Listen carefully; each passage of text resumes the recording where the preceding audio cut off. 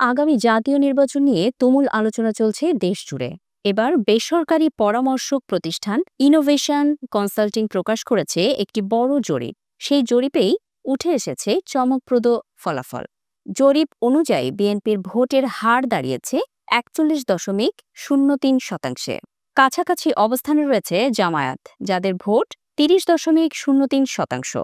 আর নতুন খেলোয়াড় এনসিপি পেয়েছে 4.08% ভোট। দেশের 6টি বিভাগে বিএনপি এগিয়ে থাকলেও রংপুর অঞ্চলে এগিয়ে রয়েছে জামায়াত।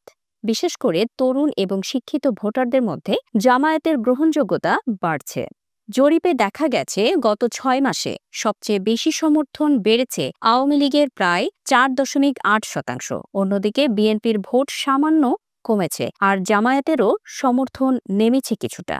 তবে যদি আওয়ামী লীগ নির্বাচনে অংশ না নেয় তাহলে বিএনপির ভোট বেড়ে হবে 45% আর জামায়াতের ভোট বাড়বে 33%। এই জরিপে দেখা গেছে ভোট দেওয়ার ক্ষেত্রে 65% মানুষ প্রার্থীর যোগ্যতাকে গুরুত্ব দেবে আর মাত্র 14% দলীয় প্রতীকের দিকে তাকাবেন।